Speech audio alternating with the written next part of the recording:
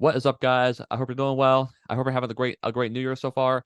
Me and Austin are back in the saddle once again, and in a bit of a departure from the typical videos that we do. Today we're talking about the 2024 Academy Award nominations.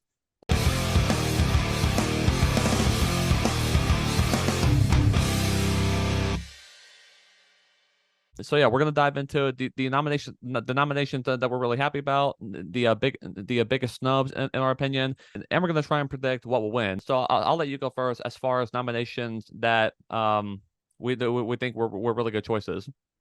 Okay, yeah, for sure. So, starting out for me, I'm just going to go ahead and say that I'm a massive Oppenheimer fan. I've got the poster right here Yep. beside me on my wall. So, any nomination that Oppenheimer got, I'm going to be extremely happy about it. Hmm. But let me just bring in some of the more, maybe the more nuanced ones that aren't as talked about as much. Hmm. Emily Blunt, Best Supporting Actress. I thought she was phenomenal in Oppenheimer. Yep. Really, something that kind of slid under the rug a little bit. Not a lot of people talked about her. Hmm. Christopher Nolan directing. Like we said, Oppenheimer is just one of the most well-made films of, honestly, I think it's the best film of the decade so far. I Honest, absolutely love it. Yeah, honestly, yeah, I think I agree with that. Yeah, Yeah. like looking at all the stuff I've seen in this decade so far, I honestly think Oppenheimer that might be taking the top spot there. Yeah, for sure. When I watched that, I watched Oppenheimer a third time over Christmas break with my folks, and I came to the conclusion then it's the best movie of the decade so far, and it should win a lot of the gold here. Hmm. Another nomination that I was really happy about was visual effects, Godzilla minus one. Yeah, yeah. Godzilla minus one was just such a unbelievably random movie that I went to see on late November, I think, and it just blew, or early December maybe, Hmm. but it blew me away. I was not expecting it at all. It was such an awesome movie, and I'm so happy that it got some recognition from the Academy. And then finally, one last nomination from Oppenheimer is Robert Downey Jr. He has Oh yeah. a such a like a pivotal career. He has such a people look at him. What he went through early on his career to really turn it around, and after such a revolutionary role as Iron Man in the MCU to really show out in Oppenheimer and prove to everybody that he is much more than Tony Stark. He was Yeah. freaking awesome in Oppenheimer. I predict he's going to win, Hmm. and I'm super happy for his nomination. I completely agree. I'm also very happy about those nominations, especially any nomination that Oppenheimer got. And yeah, Emily Blunt was fantastic. Robert Downey Jr. was fantastic. It's a phenomenally directed film, and from the stuff I've seen of Godzilla minus one, that's another film that I still need to watch as part of my current catch up journey. But from what I've seen, that the Yeah. effect those effects are absolutely incredible. And what's astounding is like how low the budget for that film was, and like you look at the effects for Godzilla minus one and seeing the budget that it had, and you compare that to some of the effects we're seeing in like the MCU with budgets of with budgets of like 200 $300 million. The difference Yeah. is night and day. It's just astounding, and it goes to show you that that actually putting hard work in, and giving your visual effects artists time to really polish everything, that it produces fantastic results, and it also proves that that you don't need that, like that I'm like, for the love of God, guys, cut back on the enormous freaking budgets. Yeah. No, for sure. Sure, it's astounding to me that in the same category, visual effects, you have Godzilla minus one, Hmm. $15 million budget. Guardians of the Galaxy 3, $200 million budget. I know. That's astounding That difference. is Yeah. polar opposites of budgets, and they're nominated for the same category. That shows you that, just like you said, the work. If you give your VFX artists time and they care about the project, they will make great work. And like I was scrolling on TikTok recently, and I was I saw like a cool like behind the scenes thing for Mission Impossible Dead Reckoning that also got a visual effects nomination. Hmm. Where like they were talking about they were talking about how they pulled off the train scene at the end, and Christopher McQuarrie said and Christopher McQuarrie said that they couldn't find like a real train that they'd be allowed to destroy. So they actually so they built a train. They built a train just like just so that they could destroy it. And like the only and they had like small like little green screen section dividers section dividers in the train, so that way nobody would fall through. So Yeah, that's cool. yeah, I saw that and thought that was awesome. So yeah, like the yeah, like yeah, I think that the visual effects category, they also did a good job, picking out the picks in there. This is a reminder here that CG will never be as good as watching an actual human being throwing themselves into danger. Anybody would be in their right mind to think that most of this is CG. It's not. There was not a surplus of trains available to be wrecked. We had to build the train if we wanted to destroy it. No one else in the world is doing this level of practical filmmaking. So there's your CG right there. Wow. That little green screen just to fill a little space right there, so they won't fall through. Now that is what Uncharted the movie should have been. Yeah. This is what Indiana Jones should have been. This It's is what the Fast and the Furious should have been. Yes, I mean the best way possible. Tom Cruise out his goddamn mind. He's crazy. Well, if he didn't do it, a stuntman would have to do it. So somebody was going to Yeah, do and it. the stuntman said, "I ain't doing that." I'm also really happy that America Ferrera got a Best Supporting Actress nomination for Barbie, along with along with Emily Blunt. I thought she was one of the highlights of that film. And as far as nominations that Barbie didn't get, we will get to that. I'm very happy to see both Barbie and Oppenheimer get recognition for best adapted screenplay. The score for Oppenheimer by Ludwig Göransson was also phenomenal. I'm really happy that got a nomination. Along with Robbie Robertson's score for Killers of the Flower Moon, and John Williams for Indiana Jones and the Dial of Destiny, because it's John Williams. I mean, that's pretty much a given. And anytime he's involved with the film, like even if the film even if the film that he's composing is not that great, he is never the weak point of that film. No, never. John Williams has more Oscar nominations than probably Cillian Murphy is years old. So Wow. I mean, I'm just guessing. That guy has so many Oscar nominations; it's insane. Yeah, he does. He does. Yeah. I think the best supporting actor nominations in particular are a very good lineup. You of course got Robert Downey Jr. Oppenheimer, fantastic. Ryan Gosling, Barbie, fantastic, and Robert De Niro for Killers of the Flower Moon. I thought all three of them crushed it, and like honestly, like whichever one of those wins, I'll be totally happy with. But I'm definitely rooting for RDJ. Barbie for best costume design and best production design, again, just absolutely deserved. That film like looked amazing in terms of the practical set design and the way they replicated the various costumes was fantastic. I definitely think that Across the Spider-Verse that has a very strong chance of winning best animated film. Very happy to see that get nominated. Cillian Murphy for Oppenheimer. Once again, absolutely deserved. Like Cillian Murphy brought so much nuance and emotion to the character. And in my opinion, and honestly, might be the best performance that I've ever seen from him. Like he was that good, and honestly, I think the nomination, just looking at these like screenshots here I've got of different stuff highlighted, I think the nomination that I'm most happy about is Lily Gladstone for Best Actress for Killers of the Flower Moon. I thought that film was absolutely amazing. One of the best films that Martin Scorsese has put out in years, and I thought, and she was absolutely the heart and soul of that movie, which is just such a like a haunting and soul crushing story, and she sold the emotion of it just absolutely flawlessly. 100%. I'm very happy for Lily Gladstone.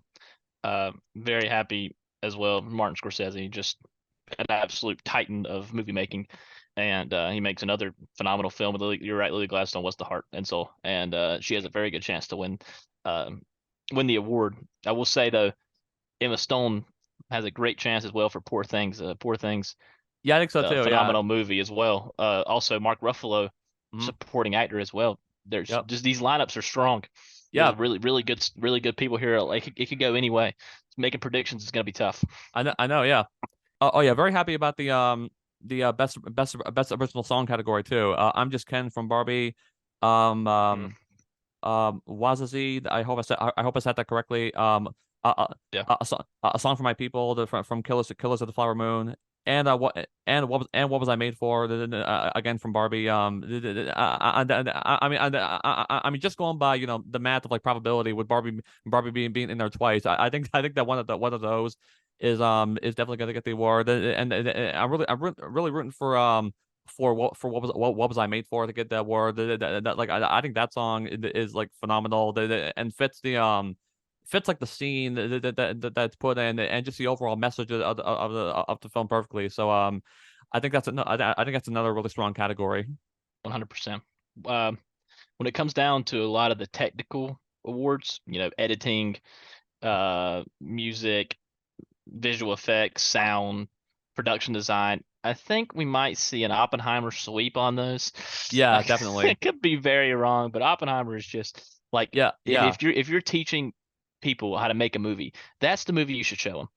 I agree. Yeah. It's just an absolute perfection of all those categories I just said. The score in Oppenheimer is the best score I've ever heard in my life, and it of course was nominated for score, Yeah. yeah, which you touched on that earlier. So I think for all the technical awards, especially like maybe costume design as well, it might even win that. And for writing, I mean, Oppenheimer could walk out of here with 6, 7, 8 awards. Yeah, probably, yeah. I think Oppenheimer is not only is not only like the best movie of 2023, but also like probably the best made movie of 2023. Oh yeah, And one of the best. I mean, in terms of just pure craftsmanship, and not just the story and emotional arcs, which were also fantastic, but just like on a pure like technical standpoint, it's one of it's one of the strongest displays of of filmmaking that I've ever seen. And I think that in a similar way that that the Spider-Verse movies will become like the gold standard for what animated films can do. I think Oppenheimer will become one of the good one of the prime examples of used in film classes of what like masterful filmmaking looks like, in terms of yeah. I mean, in terms of directing, cinematography, music, editing, just just all the all the main things. I just cannot say enough good things about Oppenheimer. And if you guys want more details about the movie, if you're convinced by our sales pitch, and then go watch the review that we did. That's right. That's right. Yeah. I think that we've covered most of the big stuff regarding the main categories and that we're interested in. So you want to go ahead and get into the snubs? Yeah, sure. Let's do it. I'm gonna let you tackle the Barbie ones because I think we feel very similar about the Barbie snubs. Oh yeah. I'm Oh yeah. gonna tackle the first snub that I believe is I think the Iron Claw, which Oh movie yeah. is the only movie I saw over Christmas break because Christmas is such. I hate that a lot of these really Oscar-winning movies only come out around Christmas time because that is just such a busy time of the year. It's hard to get to the theater. Yeah. But I got to see the Iron Claw, and Zac Efron was absolutely unbelievable. And the fact that that movie got nominated for 0 Oscars, but much less uh, Zac Efron not getting a nomination, is very upsetting to me. I think he definitely deserved a nomination. But it's just looking at this list of people, I'm not sure who he'd take out. Um, I think the only one maybe who I think a lot of people have been upset about is Bradley Cooper, just because um, from what I've seen online, I haven't seen Maestro yet, so I don't want to, throw too much shade on it. But from what I've seen online, it seems like kind of like an artificial, fabricated performance, whereas Yeah. More Zac genuine. Efron's felt more genuine, more emotional. Where Bradley Cooper's phenomenal actor, 100%, Hmm. but it feels like there's no emotion that's pulled out of those scenes, whereas Zac Efron, the entire theater was bawling their eyes out when Zac Efron was talking. So I mean, but it's definitely different types of movies. I haven't seen Maestro, so like I said, I don't want to throw it out. So I don't Hmm. know who I would throw out of this list, but I think Zac Efron deserves a spot. Yeah, totally. I think that would have been I think that would have been really cool to see. And like that's the interesting thing about like, a lot of these categories and a lot of these nominations. You know, the ones because like the snubs for some of these categories, it's a bit difficult to place. You know, which ones you would swap out for Yeah. for the one you felt got snubbed. Yeah, I still have yet to see Iron Claw. That I really want to, and I hope I get to do so soon. And I mean everything I've heard about it, including from you, like I've heard that film was great, and just I mean just from like the discourse I've seen online about both Iron Claw and Maestro, yeah, like the main consensus I've seen from Maestro is that Maestro seems like a movie that they made that was made for the purposes of of like of winning an Oscar rather Yeah. than rather than the main focus being trying to tell a story. Because I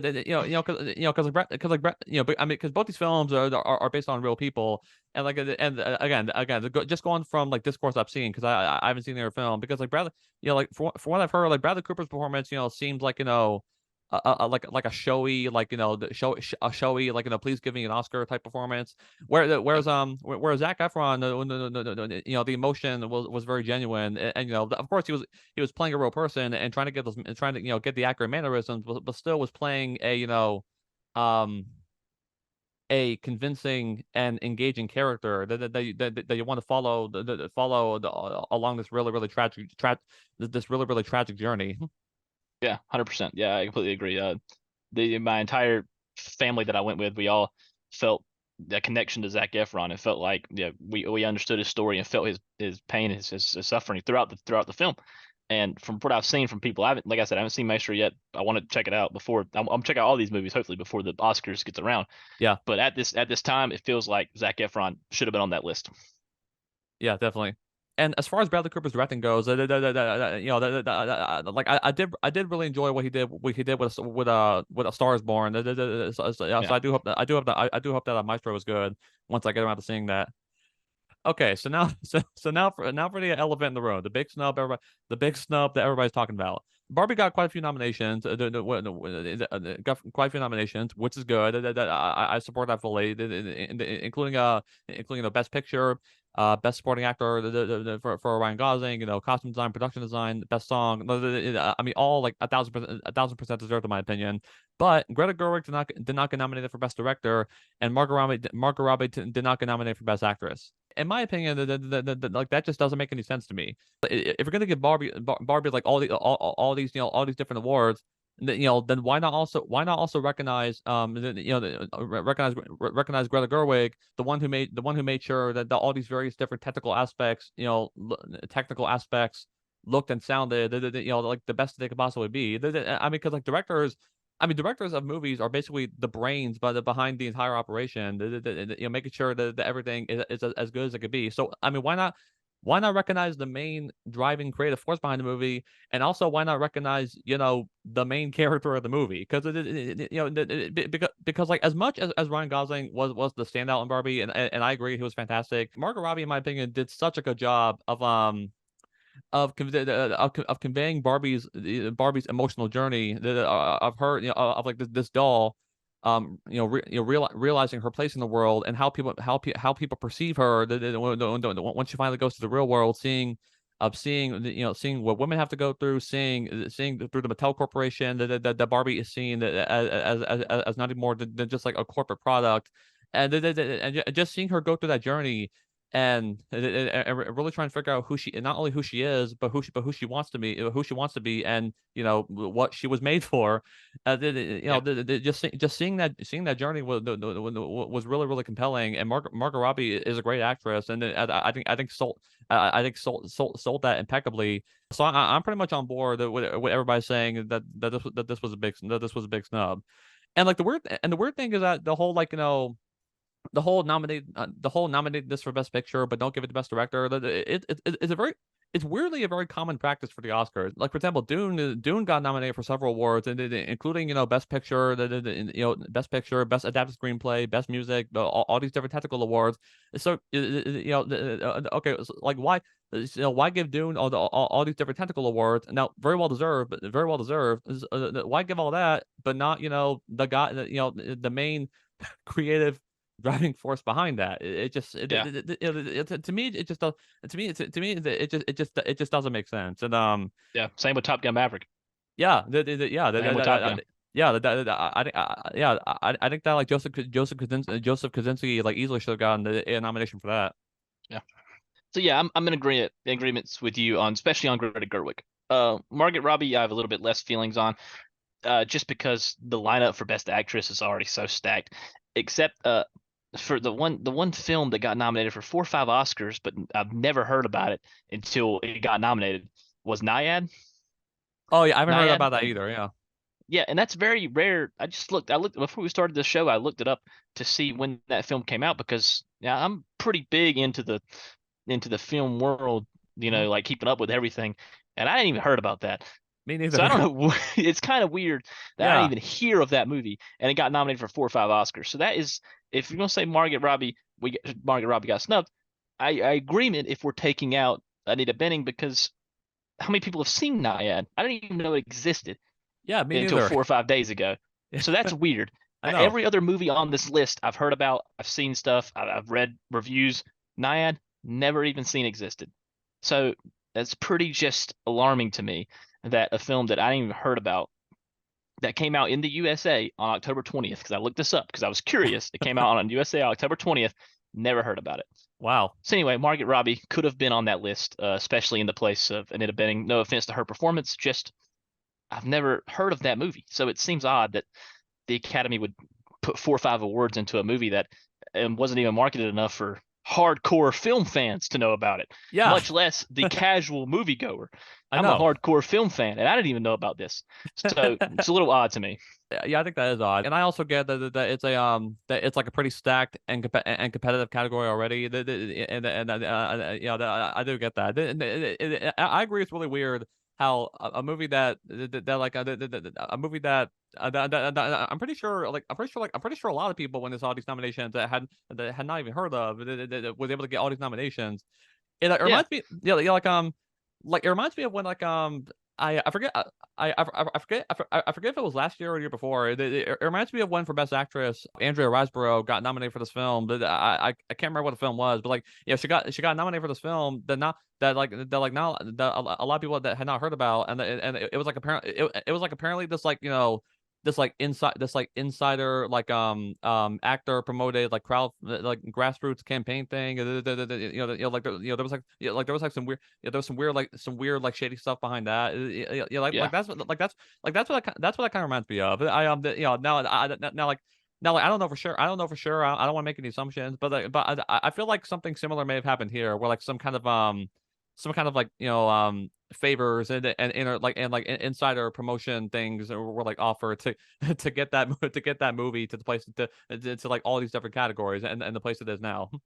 Yeah, for sure. And I just double checked my list to make sure I wasn't wrong. It got nominated for 2 Oscars, and both of them were in actor nominated. So actress in a leading role and actress in a supporting role. And those are 2 of the biggest categories there is. Yeah. So it makes no sense to me that a movie that nobody's heard about gets 2 of the biggest categories nominated. I know. So anyway, that's where I would put Margaret Robbie if we're giving her a nomination. But like I said, Lily Gladstone or Emma Stone is going to win that award anyway. Oh, absolutely. A nomination would have been nice for sure. But now onto the big one. Greta Gerwig. You're exactly 100% right. I think Greta Gerwig definitely deserved a nomination here. She is, at this point, 3 Best Picture nominations and 1 nomination for Best Directing. Yeah. I don't sit right with me, especially like everything you just said. They highlight Barbie for the technical awards. They highlight Barbie for acting and Ryan Gosling. They highlight Barbie in sound and costume design and production design, but they don't nominate for the person who is in charge of all of that. 7 nominations on the shelf. Did this film direct itself? Just doesn't sit right with me. I honestly wonder if the Academy should consider. Never mind. I was gonna say if the Academy could consider making the category larger with Yeah, people, yeah, to but then match. that would just they would be doing that for every category then. Yeah, So yeah, then never yeah, mind. yeah, yeah, it'd be a whole, it'd be a whole like weird thing.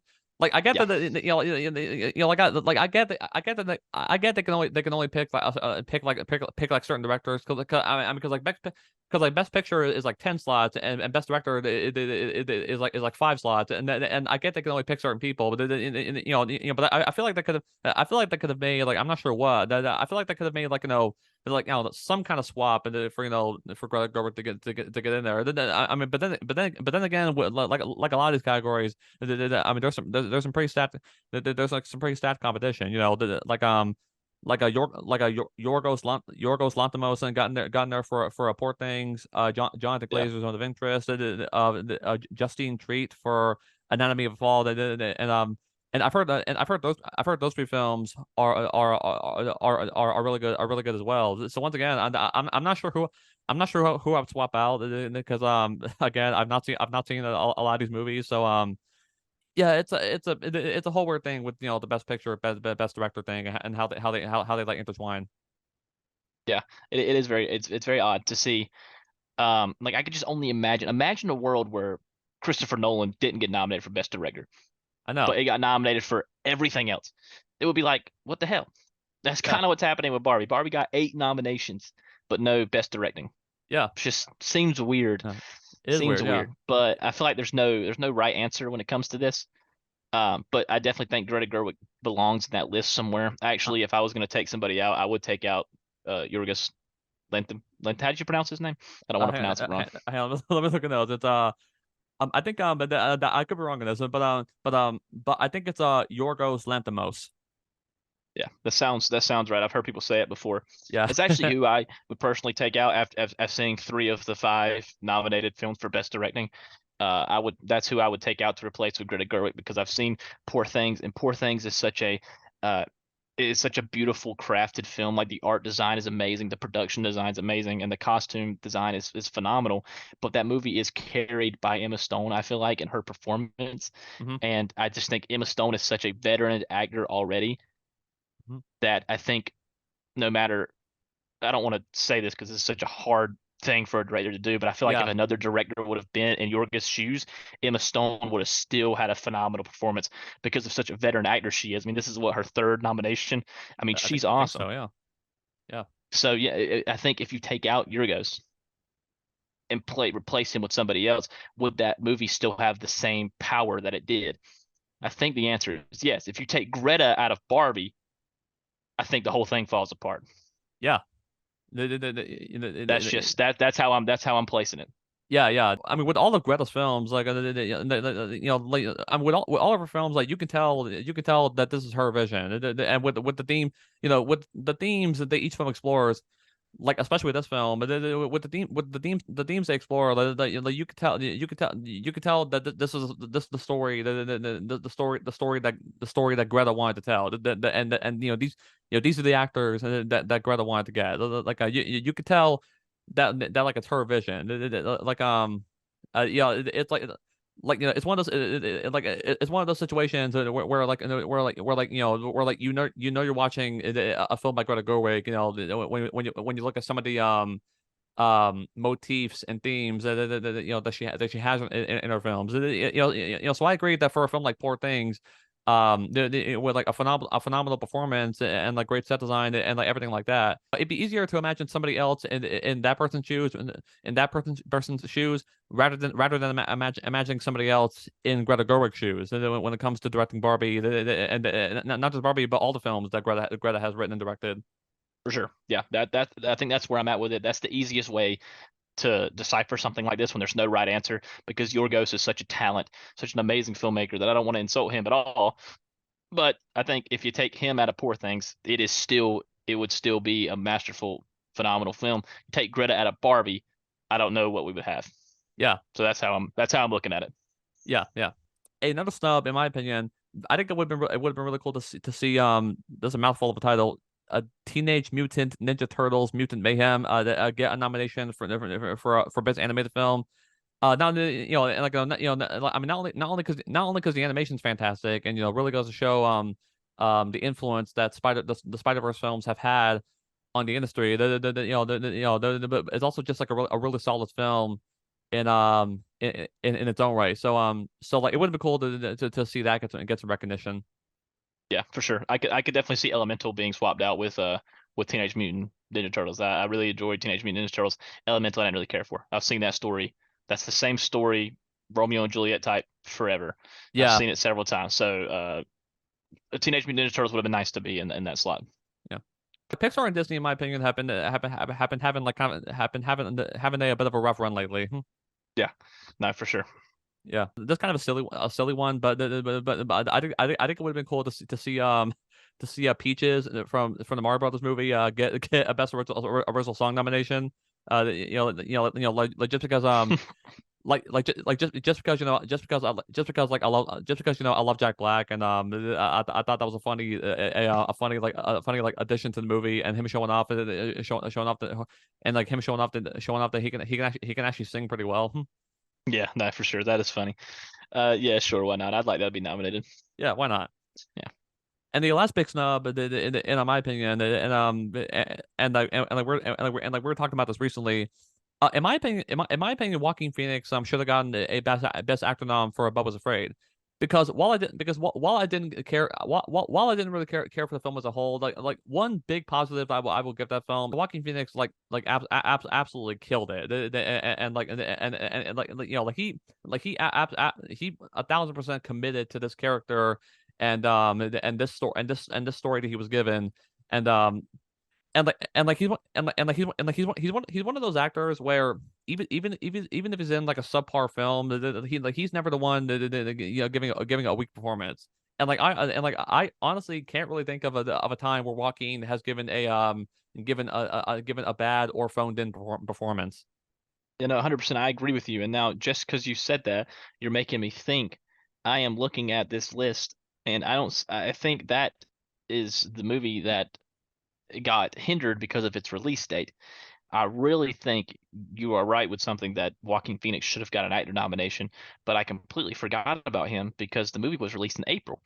Yeah, very early in the year. Yeah, very early in the year, and the Academy. I mean, I'm looking at this list, and I think the only movie that was nominated before Barbie and Oppenheimer came out was Guardians of the Galaxy 3 for visual effects. Other than that, everything came out post second half of the year. Yeah, unless I'm missing some tiny little indie film or something like that. But everything that I've seen, looking at this list, came out second half of the year. So it's just really concerning to me that you're exactly right. Joaquin Phoenix should have definitely deserved some recognition, and that movie should have deserved some recognition on a technical level at least. Yeah. Nonetheless, production design in that movie was awesome. Yeah, like very well made. And it received 0 nominations. Nothing. Yeah. And that is very, very shocking. And I think it's because of the release date. Now that I'm thinking about it. Yeah. So do you have any other any snubs they think are significant? Nope. I think we covered all my snubs. I think we have very much a similar list. All right. Now let's tackle predictions / wishes. And you want to go first? Yeah, sure. So I'll just go real quickly down the list because there's a lot here. All right. Actor in a leading role. This is gonna maybe be a little controversial, sorry. Yeah. But Cillian Murphy, I do not think will win the Oscar this year. I am seeing the holdovers tomorrow. Mm-hmm. Finally getting a chance to see it. And from what I've seen, Paul Giamatti is unbelievable, and I wish I watched the holdovers before this so I could be more firm in my prediction. But after seeing Cillian Murphy win the Golden Globes, but then Paul Giamatti also win the Golden Globes, because in the Golden Globes there are 2 different categories. Yeah, drama and comedy musical. Yeah. Yep, drama and comedy musical. And then at Critics' Choice, there's just one award, like the Oscars, and Paul Giamatti won it over Cillian Murphy. Yeah. So I think that is just a really big red flag to say that Cillian Murphy might not win the Oscar, and it might go to Paul Giamatti because the holdovers, I've heard he is unbelievable, and I cannot wait to see that movie tomorrow to be for sure. I'll text you about it when I see it and cool. see if I still believe that tomorrow. Because once I see it, I'll make a definitive choice. But right now, I'm going to say Paul Giamatti is going to beat Cillian Murphy. So, supporting role actor, RDJ, Robert Downey Jr. all the way. Actress in a leading role. I think Lily Gladstone will win it. She's unbelievable. So much history there. She's just such a powerful person on screen, and I think it'll be such a great win for her. Yep. Actress in a supporting role. I am gonna go with, once again, The Holdovers, Divine Joy Randolph. I've heard she is wonderful in The Holdovers. Cannot wait to see it tomorrow. And she won the Golden Globes and Critics' Choice as well. So just a lot of already backing for the awards already, and you kind of get that momentum going. It's hard to stop. Yeah. So cinematography, Oppenheimer. Costume design, gonna go with Barbie on this one. I think Barbie squeaks out and wins a couple of these technical awards. Directing, Christopher Nolan for sure. Editing, Oppenheimer. Makeup, Oppenheimer is actually no. Poor Things. Poor Things is nominated. Let's go there. Poor Things has got to win an Oscar somewhere. Yeah. Hopefully it's that one. There you Hopefully go. it's that one. Because the hair and makeup, especially on William Dafoe. Yeah, Willem Dafoe. Yeah. Unbelievable. Music, Oppenheimer, or score, excuse me. Song. Yeah, score, yeah. What was I made for? We both talked about that. Such a great song, really powerful in the movie. Yep. Production design, Poor Things. Like I said, I think that will be the one to beat Oppenheimer in one of the technical categories, just because that movie was so artsy and had such an unbelievable scope in terms of set design. I think it'll win there. And then sound, Oppenheimer, visual effects. Visual effects. I'm curious about this one. I didn't write this one down. I'm gonna go with Godzilla -1. Yeah. Let's go with Godzilla -1. I hope it wins. Yeah, me too. Yeah. Writing, adaptive screenplay, Oppenheimer should take that one. An original screenplay, The Holdovers, I hope wins that one. Have you heard the story about the writer for The Holdovers? No, I haven't actually. The writer for The Holdovers is in his 50s. He's been writing screenplays since he was a young kid, and he finally got one sold in his 50s. Wow, that's so cool. Wow. Yeah, an unbelievable story. I had no clue. He got his screenplay sold. They made The Holdovers, and now it is a Oscar-nominated movie. It's awesome. Great for him, man. That's awesome. Wow. And then Best Picture for sure. Oppenheimer's going to steal it. Yeah, definitely. I have no doubt in my mind Oppenheimer will steal that. All right, cool. I'm interested in yours. Honestly, a lot of mine. Yeah, like honestly, a lot of mine. Honestly, like a lot of mine are like pretty much the same. I didn't even think about the Golden Globes and the Critics' Choice Awards. Because a lot of times like those two awards, prior, those tend to be like a pretty good indicator of who's going to end up winning the Oscar. And as much as I would love to see Cillian Murphy win, I think it's definitely possible that Paul Giamatti will walk away with it, and I will have no complaints whatsoever, because like Paul Giamatti, Giamatti is a phenomenal actor, super underappreciated in my opinion, and it would be really awesome to see him take home some Oscar gold. For sure. And let's see, what else do I have here? I hope that Across the Spider-Verse wins Best Animated Film, but I also think that that the newest film from Studio Ghibli, I believe, the Boy and the Heron, that film's been racking up some awards. So I think that has a strong chance of getting the Oscar as well. Yeah, for sure. I'd love to see Spider-Man win, but I think you're right. Studio Ghibli is just such a powerhouse. They'll probably take it. Yeah. As far as best production design, like I'm rooting for Barbie to win, because I thought they did a phenomenal job with that. But I do think Poor Things has a strong job, because from what I've seen of it, it's a gorgeous looking movie, and they did a great job of just kind of capturing the vibe that they wanted to go for, and capturing the time period and that the film was set in. And a lot of these productions are pretty much the exact same. And I think that goes to show that we both agree that this has been a very strong year, and that we've gravitated towards very similar things. I will say though that like in my opinion, Best Picture is always like the most difficult one to predict. Because like sometimes there's like a consensus among film goers and people who analyze the Oscars. Sometimes they have like a consensus of what's going to be the winner, but then the Oscars they end up throwing a curveball. like for example, like in like 2018, 2019, I forget. Like and one of those like everybody thought the Roma was gonna like run away with Best Picture, and then, but then in one of the biggest Oscar shocks and upsets of all time, Green Book got Best Picture, and Spike like and Spike like 2018. yeah, and Spike Lee was so mad that he walked out. So who knows what will happen there? But I really hope I really but I really hope that I think that. Like I think that Oppenheimer I think Oppenheimer, Killers of the Flower Moon, and Barbie are all worthy of winning. I mean those are like the top three films that I'm rooting for the Oscars, and like and I think that was also like I think that's also like my top three favorite films favorite films of the year, that with like with Guardians 3 and John Wick 4, like in big somewhere in that spot. Like I saw a lot of really good films that year, but like, if I had to make a top five, that's probably what it would look like. Yeah, for sure. It's been a really great year for movies, especially the second half of the year, like we're talking about. Barbie and Oppenheimer coming out on the same day. That's freaking awesome. Yeah, And I'm happy that those two films are being recognized at the Oscars, just because I feel like Oscar popularity is at an all-time low over the past couple of years. yeah, And it's the ratings have not been doing very well. Yeah, and it's because the Academy nominates awards movies nobody watches. Yeah, But this year they nominated movies. Well, granted they were phenomenal, but yeah, still they nominated Barbie and Oppenheimer because they made $1.5 billion between the two, almost $2 billion. yeah, So I imagine this year the Oscars is going to have a much higher ratings because people have seen these movies and are cheering for them.